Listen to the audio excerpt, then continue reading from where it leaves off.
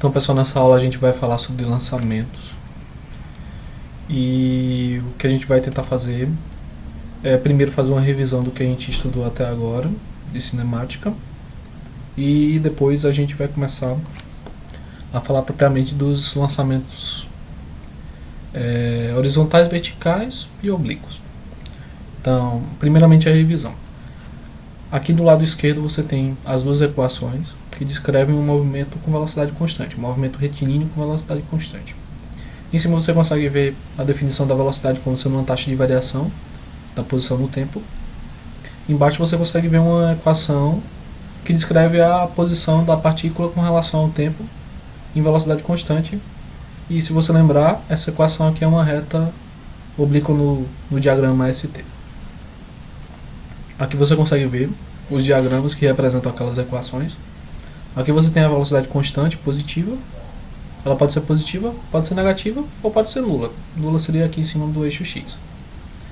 Então, com a velocidade constante positiva, a nossa reta que descreve a posição no tempo vai ser uma reta inclinada nessa direção aqui.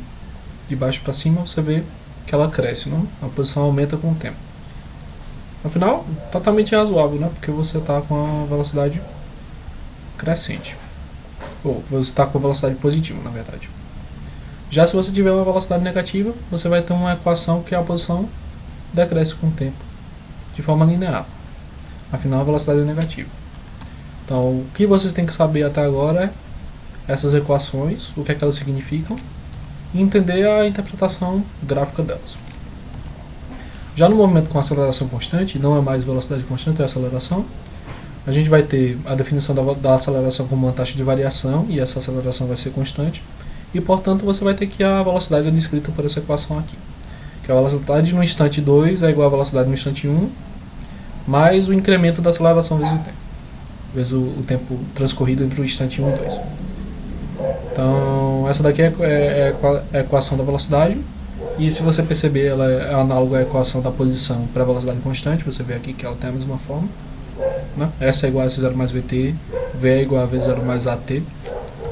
E você vai ter o mesmo comportamento aqui, uma aceleração constante, positiva, você vai ter uma velocidade crescendo com o tempo, de forma reta, uma linha reta. Uma aceleração negativa, você vai ter uma velocidade decrescendo com o tempo, também de forma em uma linha reta.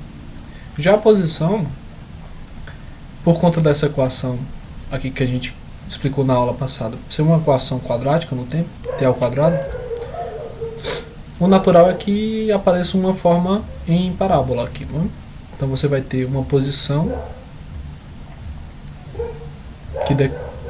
que vai crescer e depois decrescer, ou então uma posição que decresce e depois cresce. Então isso é um comportamento parabólico na posição. Com uma velocidade crescente, você vai ter essa posição aqui, está trocada, né? Com a velocidade crescente, você vai ter uma concavidade para cima. Com a velocidade decrescente, você vai ter uma concavidade para baixo.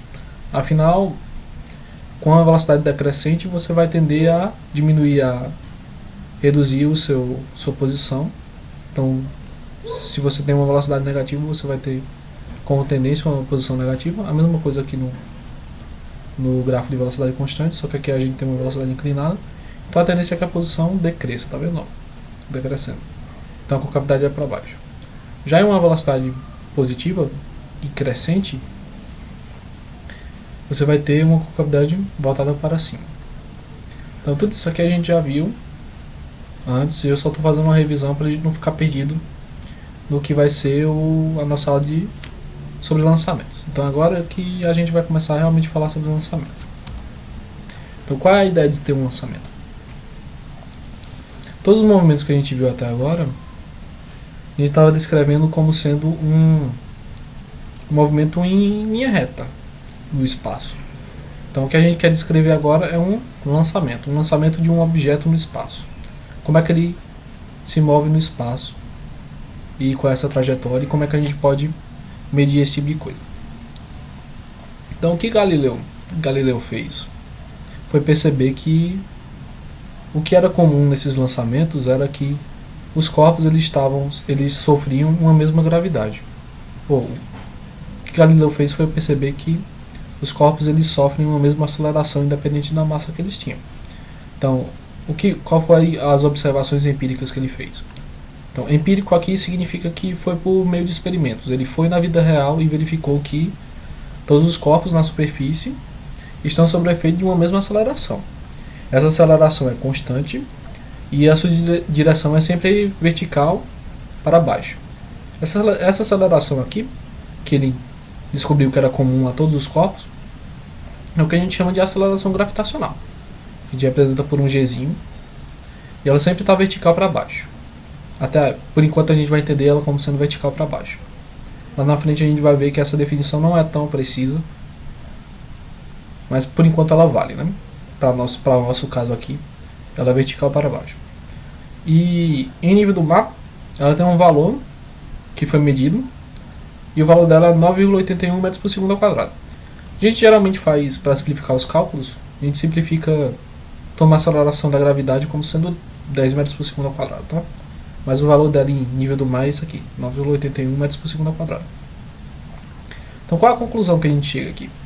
É que o movimento de lançamento no espaço, ele vai ter somente influência da aceleração da gravidade, se a gente desconsiderar a resistência do ar ou qualquer outro tipo de atrito que influenciaria nessa aceleração.